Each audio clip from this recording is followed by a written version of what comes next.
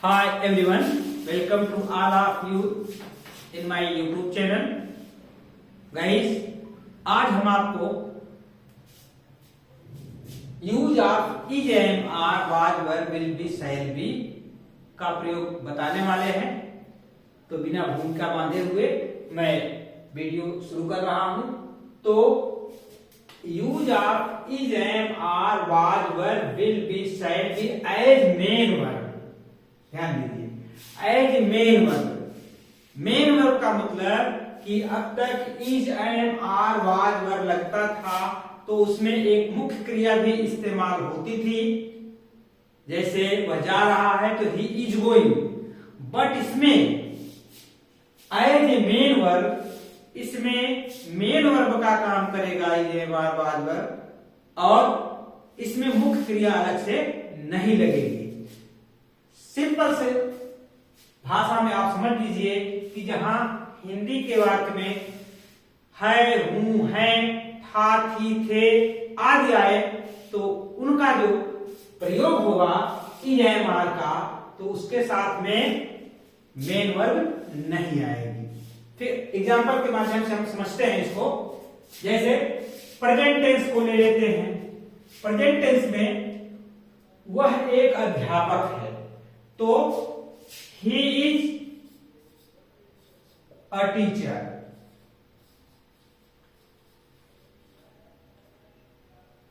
He is a teacher, is आया और main verb नहीं आया।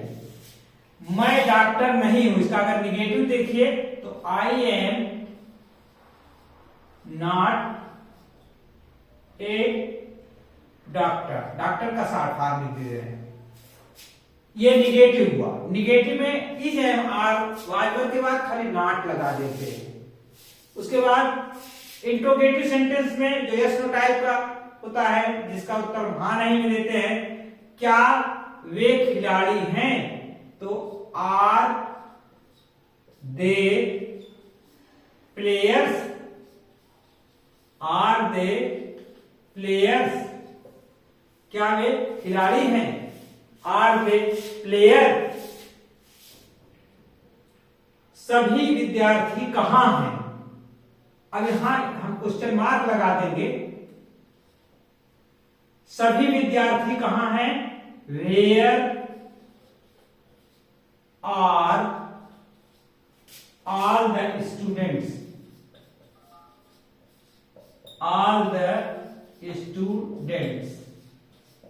ये देखिए, तो अफर्मेटिव, निगेटिव, इंट्रोगेटिव और इंट्रोगेटिव डब्ल्यू टाइप। तो ये वाक्य हुए जो इसमें इज एम आर का प्रयोग हुआ है। अब वाज वर्ब के लिए पास्ट टेंस आता है। वाक्य के अंत में क्या आएगा, था, थी, थे। तो इसमें हम वाज वर्ब का प्रयोग करेंगे और मेन वर्ब इसमें नहीं रहेगी। वाज वर्ब भी एज ए मेन वर्ब के रूप में इस्तेमाल की जाएगी। फॉर एग्जाम्पल अब देख लीजिए एग्जाम्पल के माध्यम से। मोहन एक व्यापारी था।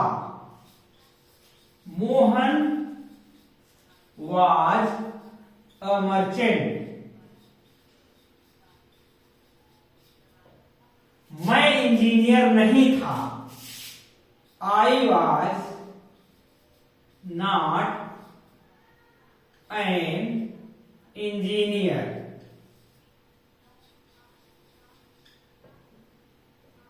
क्या हम लोग देशभक्त थे, were we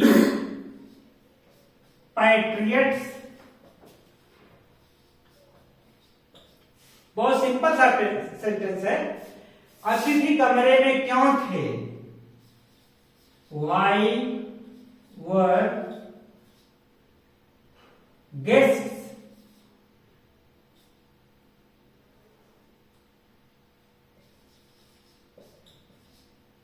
in the room, in the room। अब इसमें देखिए वाज वर्ब का प्रयोग हुआ है और इसमें मेन वर्ब नहीं आई है, ये मेन वर्ब का भी काम कर रही है। इसी तरह से अगर हम फ्यूचर टेंस में ले, वह एक डॉक्टर होगी, सी विल बी अ डॉक्टर। मैं निगेटिव में लेंगे तो मैं कल शहर में नहीं हूंगा, तो I shall not be in city tomorrow.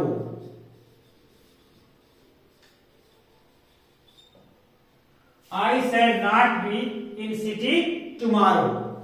क्या वह घर पर होगी, तो इसका हो जाएगा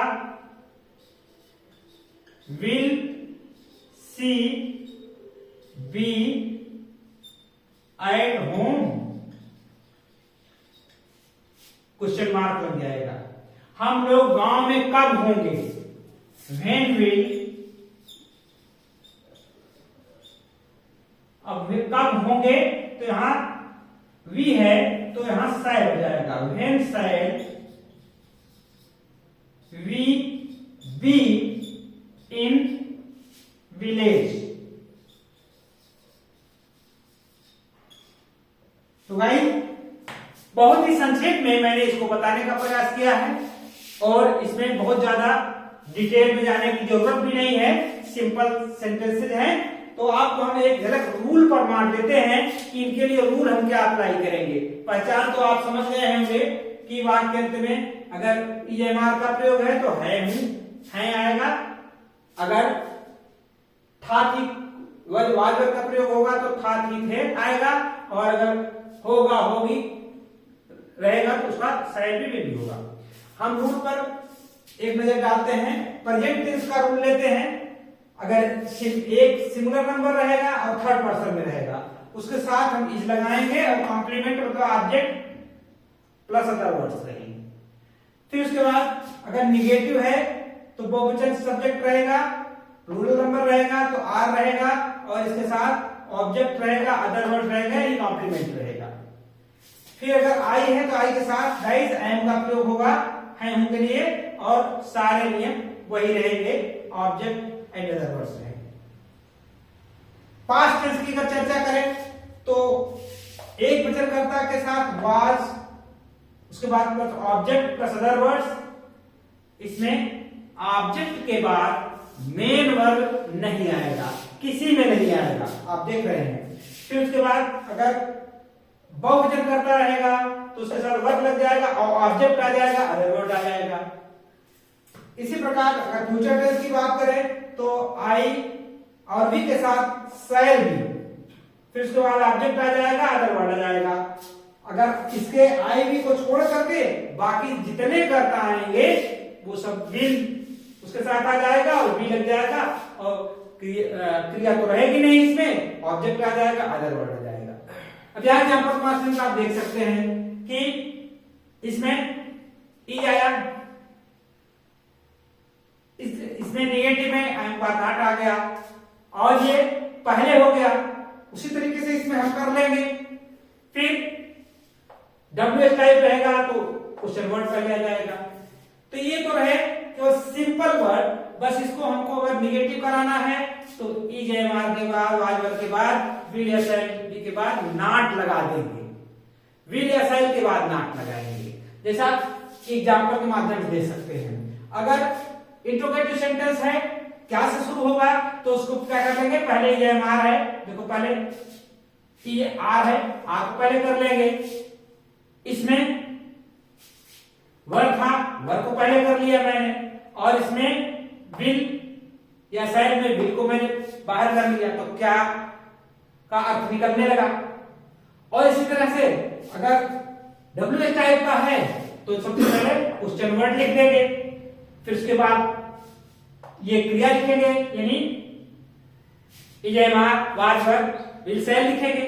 उसके बाद ऑब्जेक्ट लिखेंगे, ऑल स्टूडेंट, इसमें मेन वर्ब नहीं रहेगी। तो गाइस इस वाक्य में हम बताने का आशय यह है कि is am are was verb इस टाइप के सिंपल सेंटेंसेस में मेन वर्ब का भी काम करेंगे।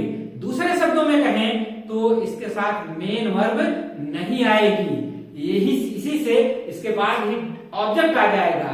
ये मेन वर्ब और ऑक्सिलरी वर्ब दोनों का काम करेगी। तो गाइस आशा करते हैं कि यह सबसे बहुत ही सिंपल, बहुत ही बेसिक, बहुत ही शुरुआत का ट्रांसलेशन के अंतर्गत ये टॉपिक होगा। इसके बिना हम आगे नहीं बढ़ सकते थे, इसलिए इसको is am are was verb will be shall be का प्रयोग मैंने आपको बताया, क्योंकि आगे आने वाले सेंटेंसेस में आगे आने वाले यूजेस में इसका प्रयोग आता रहेगा, ताकि आपको कंफ्यूजन ना हो कि is am are was verb के बाद मेन वर्ब क्यों नहीं आ रही है। तो उसके निराकरण के लिए मैंने आपको बताया। उम्मीद करते हैं कि आपको वीडियो पसंद आई होगी। अगर पसंद आई है, नए हैं तो आप शेयर करिए, लाइक करिए, सब्सक्राइब करिए और बने रहिए हमारे साथ। हम आपको यूज के बारे में बताते रहेंगे और आप अवश्य अपने ज्ञान का वर्धन करते रहेंगे इस चैनल के माध्यम से। Thanks for watching this video.